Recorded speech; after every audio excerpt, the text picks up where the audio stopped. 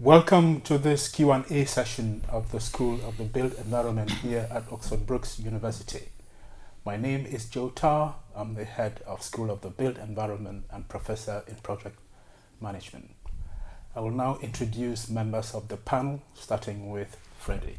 Thank you. Hi, I'm Freddie Hedberg, and I'm a third-year undergrad student at Oxford Brookes University, studying city and regional planning, and previously I did the International Baccalaureate in Geneva. Hello, I'm Jamie Elwyn. I'm the program lead for the planning programs, which means I oversee all the undergraduate, postgraduate and foundation programs, and my principal interest is in leisure, recreation and tourism planning and provision. Michael. Hello, I'm Michael Hill. I'm the course leader for the undergraduate construction courses at Oxford Brookes University, which include the BSc in Construction Project Management and the BSc in Quantity Surveying and Commercial Management. Hello, my name is David Shires. I'm reader in Sustainable Architecture. I teach primarily on the real estate programme, and my research interest is property and the environment. Okay, thank you for that, panel. I will now give a short overview of the school. We offer highly innovative programs of study in the areas of planning, urban design, real estate and construction. We have an outstanding reputation for the quality of our teaching here at Brookes. We have a dedicated and talented body of staff who do their best to give students the best possible learning experience. We also engage leading expert professionals from industry to work closely with us and our students, and that helps prepare students for work. This gives us the ability to be able to look after you and make sure that when you leave Brookes, you are ready to deliver in industry. Through this session, we will be answering and giving you more insight into what it is like being at Brookes and how our courses are run. We have a number of questions that have already come in, which we will be going through, but please let me encourage you to please submit any questions that you may have through the chat facility on our website. We already have a question that has come in, and the question is that what is it like to be a student at Oxford? Now, Oxford is a student-oriented city. It's fantastic to study here. I'm going to pass you on to Freddie, a student here who will be able to give you more insights. Hi. Studying at Oxford Brookes is great. I mean, we've got those new facilities at the Haddington campus, and in addition, you've got the Oxford City, which is historically amazing. And the student body is really good, and the lecturers are amazing too. They teach you so much. And I'm having such a good time. I've been here for 4 years. I did the foundation year and then 3 years. It's been a roller coaster, and it's been amazing, and I don't regret it. I hope that answers your questions. Okay, thank you for that, Freddie. Another question that has come in is to do with employability, and the question is, how is it like to be in the school in terms of getting a job after you've completed the program? What I would say is that we have a very high record of employment in the school, which ranges from about 90% to 100% depending on what program you're in. And that is public statistics that you can find out. So we are very proud of our employability statistic. And we do this via many ways in terms of helping you to get a job. I'm going to invite members of the panel to tell us a little bit more about preparing students for jobs in industry. I'll start with Michael Hill, who looks after our undergraduate program in construction. Okay, Jack. Yes, for the construction courses, actually the experience and employability is built into the course because it's a 4-year course. So you have 2 years at the university, a whole year out in industry, compulsory part of the course, and then a year back at university. So in terms of employability, our students are meeting employers very early on the course. We do encourage students to get experience before the year out, but most students will wait until that full year experience. Because it's a compulsory course, we have very good links with many local and national and international companies that come back for our students year on year. So many students will go out in various parts of the country, get a full year of experience in quantity surveying or construction project management, but we do actually encourage them to have a rounded experience of all different aspects of construction, which allows them to come back into the final year and actually can make a choice. There's a pathway route in construction, which either they can do the quantity surveying or the project management, and that pathway can be chosen in the final year. So the benefits of going out and getting employed and understanding what it's all about in industry for them to allow them to then choose which pathway they want to graduate with. And then often the students actually don't need to look for jobs because the employment year in placement, actually they secure their jobs. So many of our graduates have jobs before they actually leave. So we get what we want is that we have students that leave university not just with a good degree but with some experience and are very much in demand by companies. Okay, good. A related question to that is, can I do a work placement as part of my course? We do offer work placements in various ways. Michael, maybe you can talk about our work placement scheme on the construction programs. Well, as I said, it's part of the a part of the year out. So the students in the second year, it's actually a joint careers fair that starts in every October. A careers fair for planning, real estate and construction, where many companies come in and look to secure students for placements and for graduate positions. So the year, in terms of training, getting students ready for industry or experience, for real estate it would be the internships that they do, and same with planning. These companies come first of all and they present themselves, so they're sort of selling themselves to students, and then afterwards the students the companies come back and do presentations to the students, maybe want to showcase their company, and then students are invited to then make applications for internships or graduate positions or full year placements. Internally we provide help with preparation for interviews. We have a very good careers office that looks after our students and prepares students for interviews, doing psychometric tests, CV, etc. And internally we also do the same thing, particularly on construction, because it's compulsory. We're supporting students with a preparation for going out for these interviews, so that when they actually go out into industry and they go for these interviews, they're well prepared and they do secure very good positions. And as I said before, that prepares them very well for when they graduate, because when they graduate they're very confident in front of employers because they've already been exposed to interviews before. Good. We also have, where we don't have work placement opportunities for programs, we also have other alternatives that we offer our students, like internships and mentoring programs. I'll just invite Jamie to say a little bit about how we support students on our planning programs. In terms of planning, while we don't actually have a year out, a sandwich year, we have very good links with industry, both in the public sector and through consultancies in the private sector.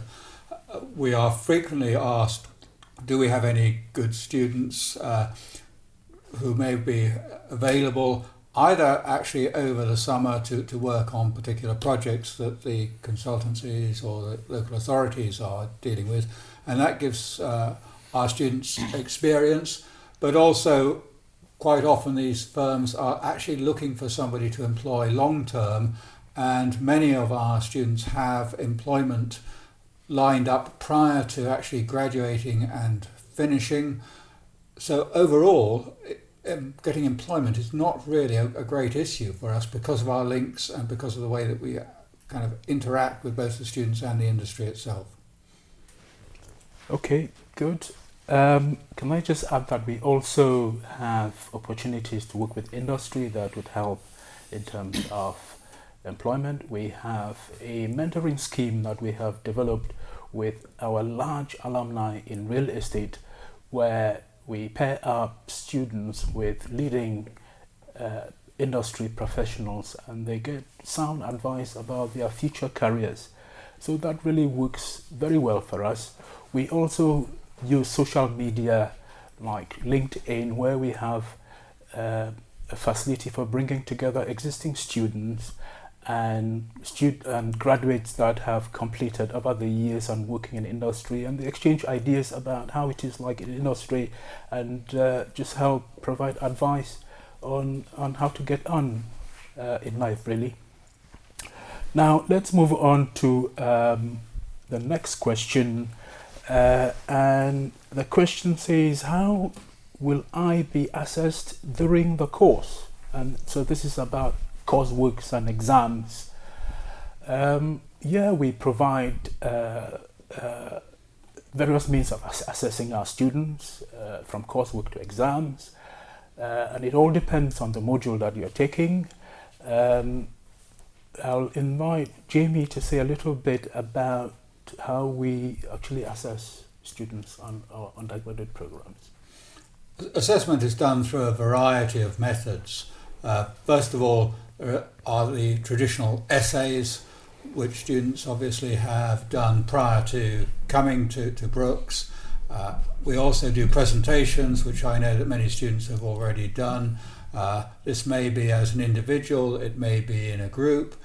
People are also expected to write reports, and depending on the actual nature of the module, there may be some design work involved, and even if you haven't done any design work before, we will teach you and instruct you in the use of CAD, computer aided design programs, so that really nothing is completely new. There's nothing that you're going to have to do that you haven't done before. And obviously on some modules there will be exam papers, 2-hour exams at the end of the semester.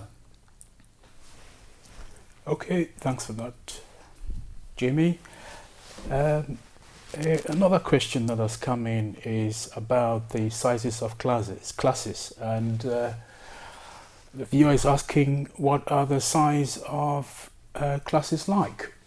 Well, the class size is really broad, in the sense that there are modules where we teach a number of students from various courses. So it really depends on the number of students that are taking programs. They could range from anything from 20 to about 90, 100.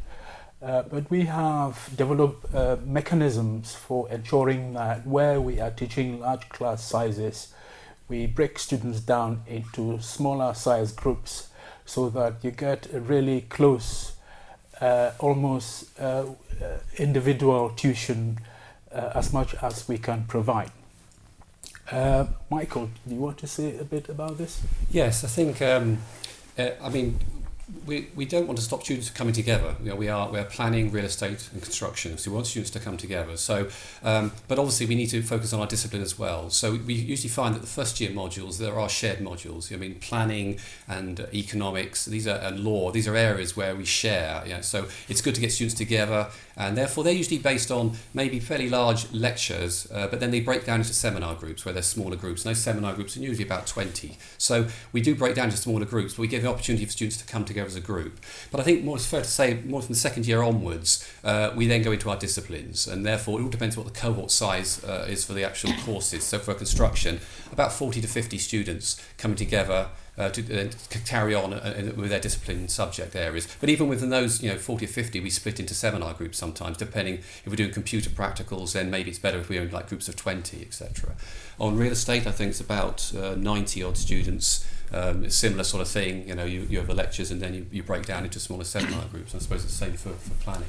And obviously there are a large number of coursework projects that are group based, so that might be groups of 3 or 5 students working together, and very often they will be convened by the module leader, and there'll be workshops and discussion groups and tutorials just focused on that particular piece of coursework, dealing with those small numbers of students, as well as staff are very available for one-to-one tutorials as well. So I think it's the whole range really, from large lecture halls with 80 or 90, as the guys have said already, right down to a one-to-one experience for the student, depending on what's required at the time, actually.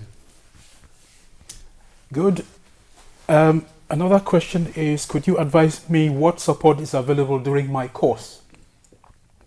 As a university, we have a lot of support centrally for students to help students, whether it is just needing advice for personal problems, for financial difficulties, for helping you generally with maths, English, if you're having problems there, for helping you with, if you're an international student, helping you with visa applications and those sorts of things. But locally at the school level, we also have a lot of support from colleagues working closely with students, whether it's academic advisor, you are allocated somebody to advise you throughout your time here. I'm going to invite Jamie to say a little bit about the sort of advice we have at the school level. I think advice comes in a variety of different formats. First of all, every student is allocated a member of staff as an academic advisor who can advise them on the nature of the programme, particularly if there's choice involved in the programme, how they should be approaching various modules. In addition to that, the module leader is always available, and every module has time set aside for one-to-one tutorials, which we encourage students to take up.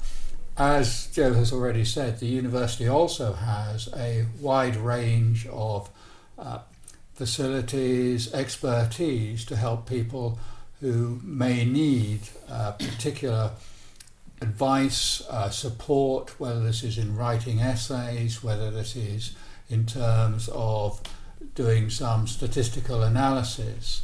The support is there if you need it. It's up to the students actually as much as anything to seek it, and obviously as members of academic staff we will direct individual students to the appropriate advice if we're unable to give it ourselves. I think it's important probably to mention the role of the student support coordinators, because we are available as lecturers, as module leaders, as course leaders, but we obviously we're busy people as well. So the university spotted this a long time ago and realised there needs to be somebody dedicated for students at all times. So we brought in the student support coordinators who are there for students all the time. So we tell students, if you have any small issues, maybe the first person to go to is the student support coordinator, because if it's small issues like filling out forms to apply for different modules, or they need some help outside of the academic side, maybe with maths, etc., these people will get you in contact with the right person. So each faculty has their own student support coordinators, and they help a lot. They support the staff a lot. So either we will refer to them, students, to go to student support coordinators, or the student support coordinators will say, Michael, this student really needs some advice about the course, about the progression. Can they come and see you? So there's not just the staff, it's the student support coordinators as well, and then all the support networks outside of that in terms of the university's careers support, IT support, disability support, etc. All those things are in place, ready for students when they come here.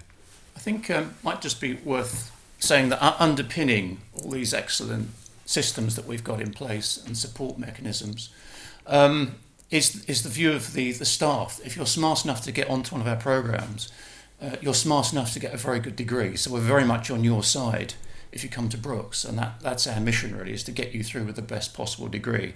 So it's not a question of trying to fail students, it's a question of trying to get them through with the very best degree they can possibly achieve, related to their level of commitment and skill. Okay, so that was a very good question, and another one has come in that's related to that, asking, are the lecturers available outside my lecture time if I have any questions? David, maybe you can deal with this. Yeah, the answer to that is yes, very much so. I mean, sometimes this can be problematic because I think a lot of us now find that we're pretty much 24/7 on call by email and sometimes even by text message on our mobile phones. But I think that's the nature of society now and the nature of the world of work. So we've stepped up and we now offer that service. I think pretty much. Certainly emails. We most of my colleagues get back to the students the same day actually with any kind of query or concern. And if it's an urgent matter, then that's dealt with. If it's a personal issue, for example, that's dealt with pretty much immediately as soon as you manage to get through to a member of staff concerned. That's taken very seriously and dealt with. But I think all of us are available pretty much all the time for tutorials and for workshops and to give any advice, whether it's on a piece of coursework or an upcoming exam. So it's very much part of the culture of the department, and always has been, actually. I mean, I've been in department getting on for 22 years now, and it's always had that as part of the offer. I think one of the things that comes out of any kind of survey or review of student satisfaction, Freddie may well be able to bear this out, is actually how approachable we are as staff. It's one of our main strengths as a school, and I think all the staff try and very much live up to that expectation. Yeah, no, I would agree with it. It's amazing that you can just go up to any lecturer with any question and just ask them it, and then they will respond with you and try to help you as much as possible whenever you want, which is really great, and it really does help your education, you know. But yeah, no, I do think that's one of the greatest things about Brookes at the moment, yeah. Yes, one of the things that we've done as a university is recognize the importance of students having access to their lecturers. So we've designed our new building. If you are fortunate enough to come to campus on one of our open days, or you can look at pictures on our website, to be full of many social learning spaces. These are just spaces for students to sit and relax and have a chat with their staff. And I'm amazed when I'm going around the building, the number of times I see colleagues and students talking about their work and providing them with advice. So it's something that we take very seriously, and we're good at it. Let's move on now on to some really hot questions that are coming in on building information modeling. And it is, will I be taught about BIM on your undergraduate programs, or are these only taught at postgraduate level? Okay, building information modeling is something that it's a hot topic in industry at the moment. Some of you may know that the UK government has mandated the use of BIM as of this year. If a company is not using BIM, it won't be able to bid for publicly funded projects. And a few years ago, we were conscious of this, so we took a decision to review our undergraduate programs. And what we've done is we've embedded building information modeling into our teaching in all our 3 years of our programs. Not all of them, mostly the construction programs, because that is where the lead is in terms of industry, and we are now embedding those into our real estate programs where necessary, particularly to support development type modules. And on the planning programs, we are also looking at city information modeling, which is a development on building information modeling, and we are at the minute discussing how we position that. So it's an area which we take seriously. It is embedded in our programs. You will learn it from year 1 to year 3, both at, we do it at undergrad, and we also do it at postgraduate level. So I think we are you will be well catered for in terms of BIM if you came to study at Brookes. That's all I'll say. We have another question that says, what percentage of the course is coursework based? From Alex via Twitter. Michael. Well, different courses obviously may have different proportions of coursework exam, but for the construction courses, because the nature of the course is a vocational course and the skills training and technology to learn, the actual formal examinations only take about 25% of the course. So 25% of your modules will have a formal examination component. So there's usually a coursework and exam. All the rest of the modules are purely coursework. But that said, all modules have coursework, so often have in-class tests or invigilated in-class tests or computer tests. So the idea of an exam, the formal examination like you're used to at school where you go into a big exam hall, yes, we have that, but a lot of the exams we do are like mini tests in the classroom as well. So for construction, it's about 25% with a formal examination, the rest are coursework based. On real estate, I think it's just over 50%. 50-50. Yeah, 50-50. And on planning, actually, it's less. The exam element is principally in the first year, with a little bit in the second year. We move more and more to coursework as you progress through, and more to individual types of assessment, culminating in a dissertation type project, which is a fairly large piece of individual work. Yeah. I think it's fair to say that, again, if you think about construction, the sort of skills you need, building information modelling is about computer simulation, etc. So you can't do a formal exam for that. So, and laboratory tests, we need to teach you about structural elements, we need to teach you about the materials. So the lab-based type assessments, so those don't lend themselves. That's why you'll see a high proportion of coursework-based assessment on the course. I think it's fair to say that all forms of assessment, whether it's coursework or viva voce or examinations, are pretty much set up to give the students the practical skills that they're going to need in practice. There aren't too many weird and wonderful, highly conceptual modules or assessments at any point on the course. It's really driven by what the professional institutions have deemed you need as a property professional once you get out in practice. So I think that drives everything we do, really. That's a good point actually to pick up on, that all the courses are professionally accredited, so we have to map our course to the competency requirements of those professional bodies, which is the RICS, the Royal Institution of Chartered Surveyors, the Chartered Institute of Building, and the Royal Town Planning Institute, or postgraduate level. Our historic conservation programme is recognised by Historic Buildings Council. Our environmental assessment and management course is about to be recognised by the Institute of Environmental Management and Assessment. So all the programmes are very much about professional nature of the disciplines involved. Good. There is a question on how many classroom hours will I have on this course? Michael, do you want to deal with that? Yes, I mean, typically students are doing 8 modules a year. That means they're doing 4 modules every semester, because we have 2 semesters at the university, so 4 modules, and typically it's a 3-hour contact session each week for each module, which comes 12 hours of contact during the week. That contact can be very different things. It could be a lecture, seminar, laboratories, field trips, etc.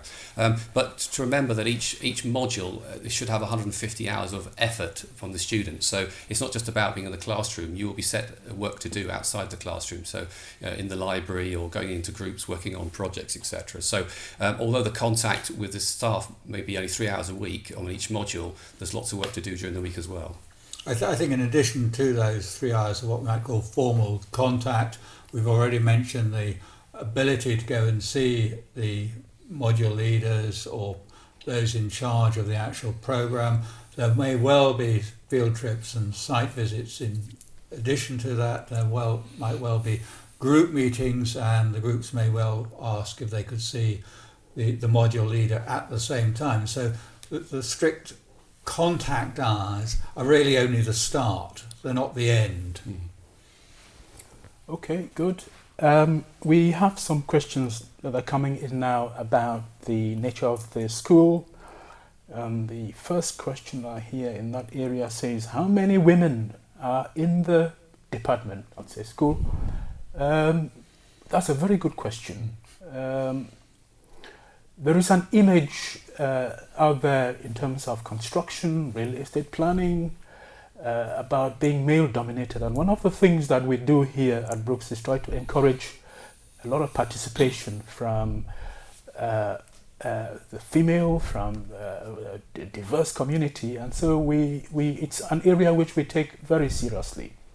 I'd like to say that within the staffing body, we have quite a good number of women on our staffing.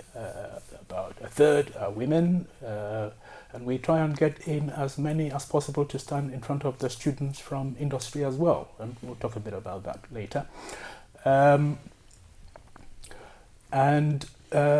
We also have people representing us in industry bodies to try and encourage more participation from women. We submit our students into competitions that are related to encouraging women to get into our industry. I'm going to invite Michael Hill to talk a little bit about some of the things we do. For instance, women in property competition. Yes, I think, obviously construction has an image of being male dominated, so we're very keen to make sure that females join the profession, and so a lot of our promotion is to help females see this is an industry for you as well. And I think many skills of females actually lend themselves to good teams. Construction is all about teamwork. It goes up and down. I mean, this year we've got about 9 females in a group of about 50. So it's quite it's not large, but it's quite a nice body of female students. And every year we try to encourage these students to do extra curricular activities to help sort of promote the women in the industry. So one of those things is the Women in Property competition, which we've been very successful with. There's a regional competition where female students from all walks of property and engineering, etc., come together to promote what they've learned at university and their skills and what their vision for the future is. And we've won the regional and actually won the final. So we've had a construction student 2 years ago won the National Women in Property Award, and this year a real estate student won the National Award. So I think we're doing a really good job at trying to promote that. And these students are coming back and they're bringing in, we have now an annual visit from the Women in Property to do talks and guest lectures to students. But we're keen to make sure it's open to all students. We're not trying to be biased towards females. We just want to make sure that there's an opportunity there for our females to do well on the course as well as do well outside in industry. And I can tell you, in terms of at the end of the course, it's many of our female students are getting the best awards. So they do very well once they're here. So we know that's a good thing. In planning at undergraduate level, it's just a majority of men, but at postgraduate level, there tends to be a higher proportion of women, so it balances it out overall. The university actually, as a whole, has a high proportion of women, than men over all the programs, over all the degree courses, whether it's in business, health and life sciences, as well as in our own faculty of technology, design and environment. Okay, good, thank you. I think it's fair to say that Jamie sort of mentioned it there, that we have a lot more females on our postgraduate programs, and I think that it's a function of the way industry is set up. A lot of people take a long time to realize that actually it's we have professions that women do very well in, and that's why people come into the postgraduate programs, because they've been out there and noticed that it's actually it's an industry in which they can play. So we are doing our best to try and encourage participation from all areas of our communities. I'll move on now to a related question to do with international students. And the questioner asked, how many international students are studying on our courses? We have a good number of international students on our programs. We attract students from all over the world.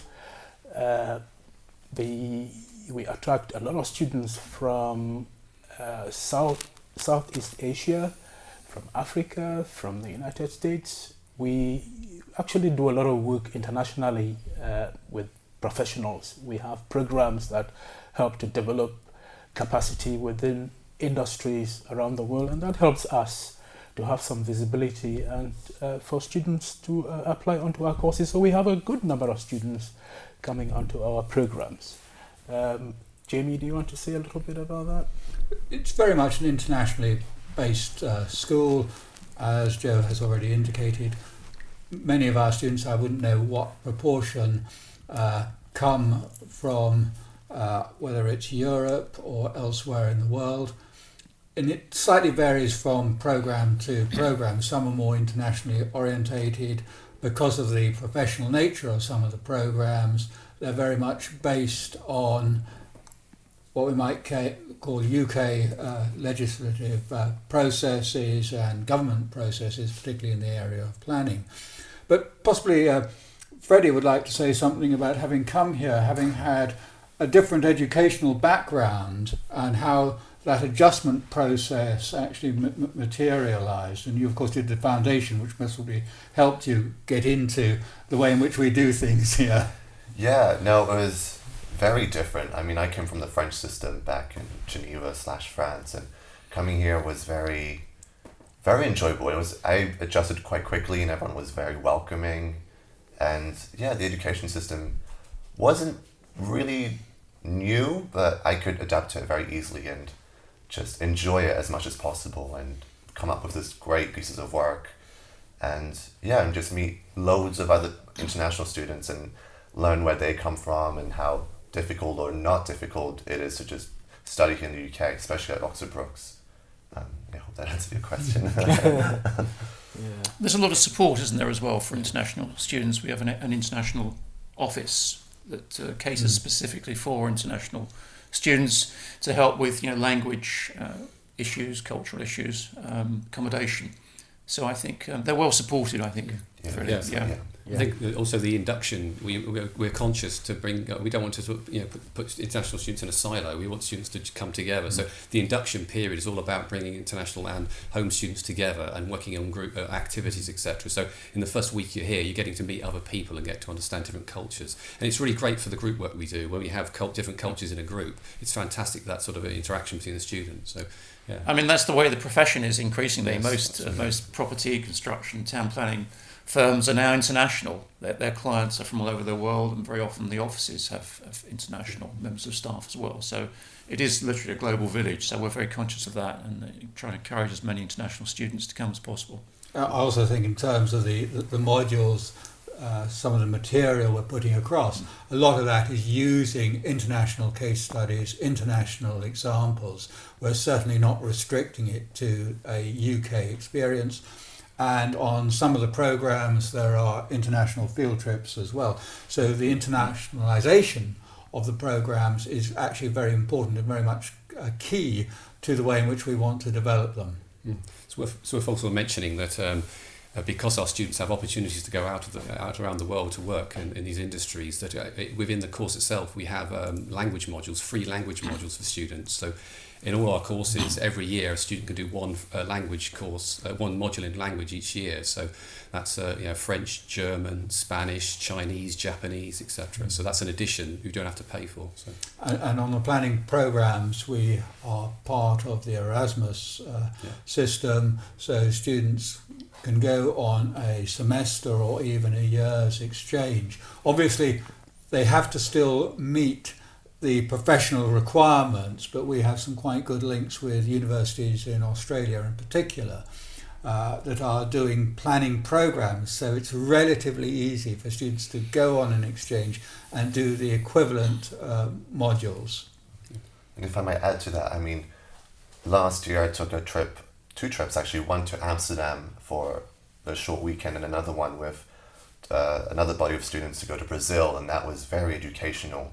And obviously, so you have the culture inside, the internationality inside Brookes, but also we get to go experience it outside, and it really does ground you and change your perspective on seeing how the world is and how we can incorporate that in the academia that you learn here at Brookes.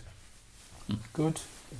So, Freddie, a question has come in for you. It says, what are the least and most enjoyable aspects of studying at Brookes?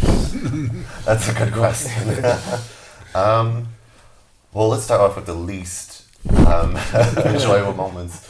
Probably would be to maybe manage all the different assignments and coursework that you have to do. It's challenging, but it is doable. And yeah, that's probably the only thing that really is the least enjoyable. But then the most enjoyable thing, I think, is to meet all these different students that are so passionate about doing the course and wanting to study, and you help each other out and you become sort of like a mini family. And yeah, you work with each other in group works and you get to know them, and it's not just student on student, you become this family and you go on trips together, you socialize, and yeah, that's amazing. And another bit is the Brookes University itself. It's a beautiful campus, especially with the new building open up. And yeah, the lecturers are amazing. You get to go one-on-one with them or just in groups and talk about academia, topics and so on. If that answers the question. I mean, that I know it's tough, but having to juggle 20 things at once is deliberate on our part, because that reflects what's going to have to happen in practice. Any aspect of property is very much a team sport. You have to be able to multitask. There's lots and lots of different things going on at any one time.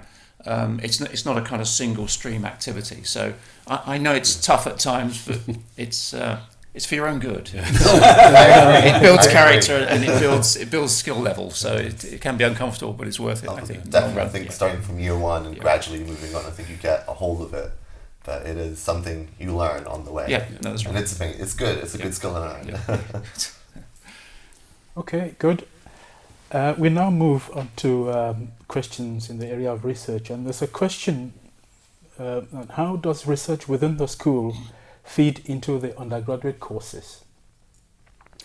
Well, as a school, we pride ourselves on the quality of research that our staff undertake.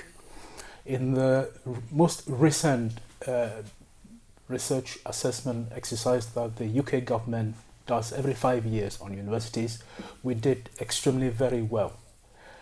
97% of our research was deemed to be either world-leading or internationally excellent.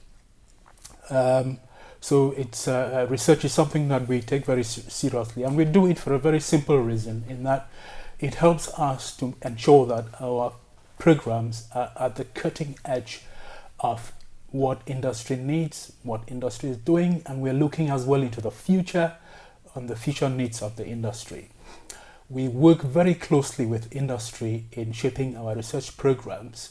We have advisory boards for most of our programs where we meet with industry to advise us on how to shape our programs and how to undertake research to underpin the delivery of the programs. So yes, it helps us to deliver really sharp and cutting edge courses. I'm going to invite David to say a little bit about how we do that. I think the first thing to say actually is that if you come to Brookes, you will be taught by the members of staff that are actually carrying out this research. That's not true of some of the other universities here in the UK, where you may well end up not being taught by one of the international leads in a particular research area, but rather by perhaps their research assistant. Well, all our staff are frontline lecturers and teachers as well, so you get the benefit of the leading edge research that Joe's talking about on a one-to-one basis. To give you an example, I mean, I think all our research is about practical solutions. For example, my research interest is the environmental impact of construction materials. So my Green Guide specification, which is part of the BREEAM programme and Code for Sustainable Homes, which is the industry standard here in the UK. Green Guide was one of the design guides used on London 2012 Olympic Park. So, and I think most of my colleagues are in this sort of area really, where the research they're doing actually has a practical outcome, a practical benefit to the industry, and therefore is a very important part of most of our teaching programs. Good. Just to add to that, we also, as we mentioned earlier, we do research that informs the direction in which industry itself is taking. No doubt that then informs our teaching. For instance, in the area of building information modelling, that's an area in which we major in quite strongly. So when government was moving to building information modelling, it was just a natural thing for us. We had staff who are leading in this area. They produce some of the best work in the world. And so, yes, research is something that we take seriously, and our programs are underpinned by leading research, really. A related question to that is, will I have to write a dissertation? And If so, what sort of topics might it be on? Okay, so there are many ways in which you do have to write a dissertation on all our programs, I think at undergraduate level. Really, a dissertation is your opportunity to do something that you really enjoy. In all the other modules that you will do, we will be setting the coursework, we'll be setting the exam. So really, a dissertation is something that if you need to select a topic that you would enjoy, you would want to get out of bed in the morning to do it. You would want to score highly in it because it's something that you enjoy. So we give students the opportunity to select a topic for themselves. But if you are struggling for a topic, our colleagues will help you, direct you into an area in which you might want to do a dissertation. David, do you want to say a little bit about that? Actually, the sky is the limit, really, when it comes to dissertations. We try and encourage the students to be as imaginative and as creative as possible. So I know in architecture there have been dissertations in the past that have actually been in the form of videos or the design of tools, bits of software to solve a particular building-related problem. So we have a huge range of skills within the departments, so it's kind of whatever you want to make of it, really. Thank you for that, David. Can I thank all our viewers for joining us on this Q&A session this morning. We have now come to the end of it. If you want to know more about our programs, you can visit our website. We also have social media channels which are accessible through our websites. We have blogs from our school website, and do contact us through the contact numbers on our website to talk to our staff if you really need further detail. We also have open days. You're most welcome to visit us to look around and see what we do. So once more, thank you very much for listening, and I hope you enjoyed the session. Thank you.